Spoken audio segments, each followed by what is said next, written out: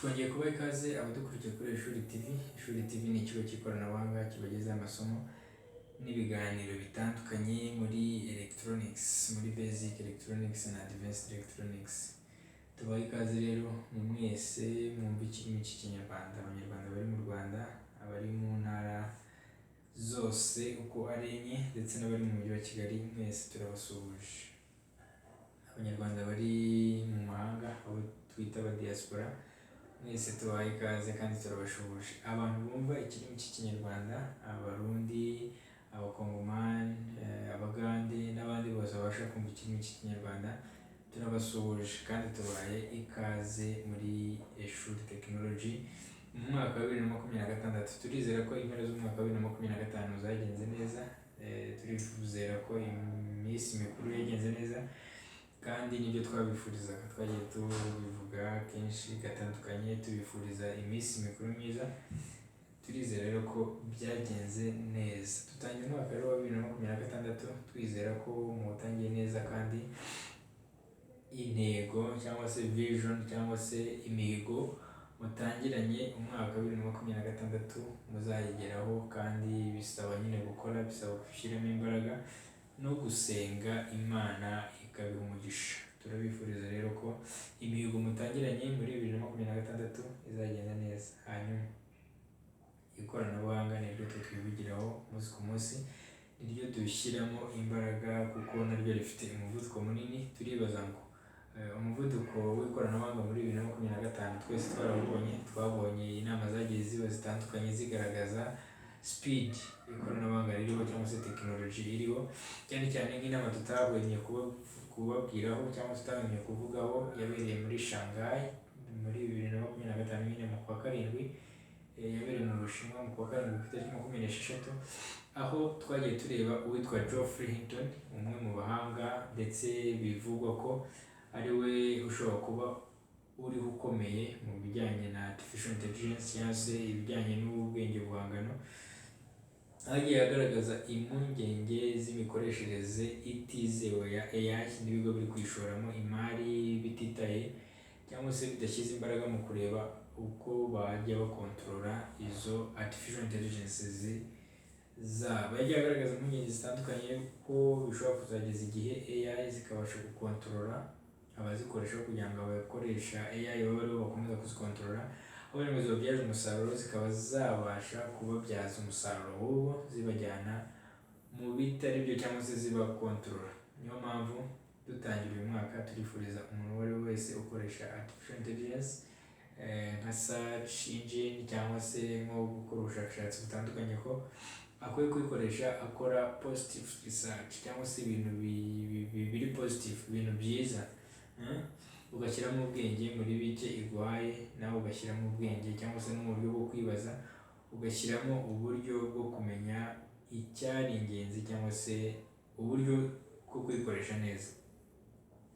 Ibyo rero tuzagenda tubireba muri uyu mwaka tugiye gutangira, biradusaba gukora cyane. Niyo mpamvu tubasaba kugira ngo mukore subscribe ndetse musangize abandi iyi video kugira ngo tuzajyane umunsi ku munsi. Reka tubibutse ko kuri Ishuri Technology tuzatangira kwigisha abanyeshuri bashya, turi kubandika ubu ngubu, bazatangira kwiga ku itariki 26 nibwo z'ukwezi kwa mbere, nibwo abanyeshuri bashya bazatangira kwiga. Hanyuma namwe abatazabasha kuza mukore subscribe kuko amasomo tuzajya tubagezaho n'ubundi azajya aca ahangaha, ndetse n'abifuza ayisumbuyeho tuzabamenyesha uburyo yajya abageraho. Turabibutsa ko kandi serivisi ijyanye na repairing cyangwa se gusana cyangwa gusanura ibikoresho by'ikoranabuhanga ari byo flat TV, computer ndetse na radio, ibyo nabyo turabikomeje kandi ibikoresho byanyu ni inshingano zacu kubiha ubuzima buzima.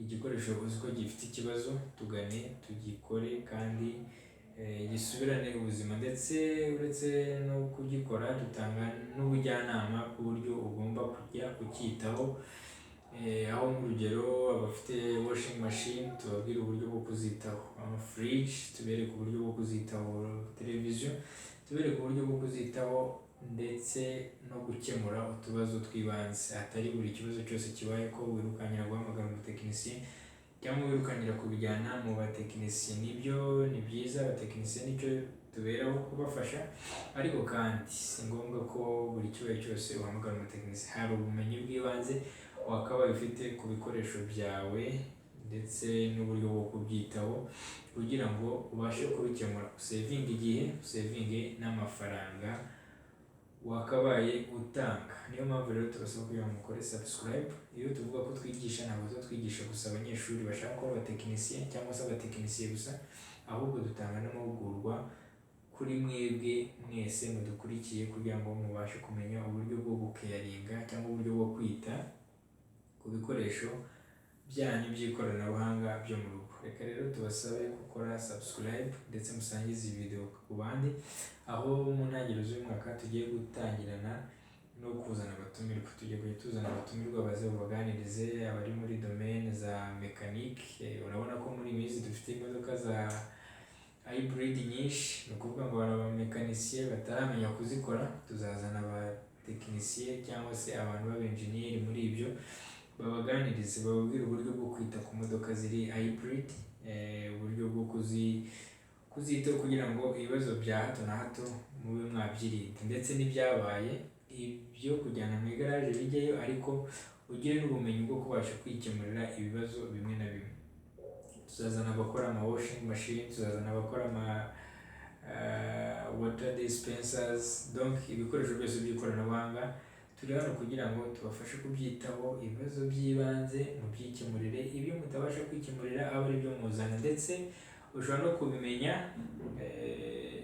ukaba wajya kubikoresha nyirizina, uvuga woriyanta umutekinisiye cyangwa se ugiye kugufasha aho ahera kugira ngo umworohereze, cyangwa se kugira ngo mu buryo bumwe cyangwa ubundi ubigiriremo inyungu.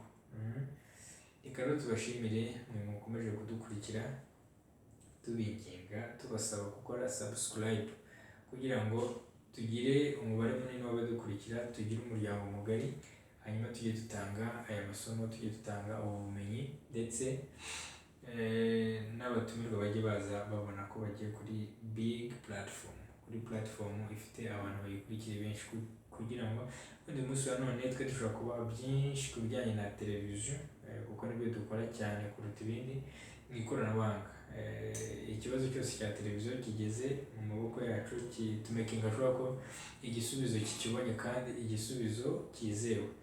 Ariko niyo mpamvu ntabwo turi aba expert muri hybrid, ntabwo turi aba expert muri fridge n'ibindi, ariko niyo mpamvu tuzagenda tubazanira aba expert muri ibyo, ku buryo uzagera igihe ibikoresho byose ufite mu rugo waba ufite amakuru y'ibanze, waba ufite na aderese z'ahantu hizewe wajya kubikoreshereza mu gihe byagize icyo ikibazo icyo ari cyo cyose. Niyo mpamvu rero tubasaba kugira ngo mukore subscribe, musangize ubutumwa n'abandi kugira ngo amasomo, ibiganiro n'ubujyanama butandukanye tuzajya tubagezaho bijye bibagiriraho ku gihe. Reka tubashimire rero, tubashimire ubufatanye bwanyu, ndetse tubashimire tunabashishikariza kutugana kugira ngo tubafashe, ndetse tubifurize umwaka mushya muhire. Turacyari kuwutangira, intangiriro zizagende neza ndetse tuzawusoze neza. Buri muntu wese mu byo arimo, muri domaine arimo, azabe successful kandi bizagende neza.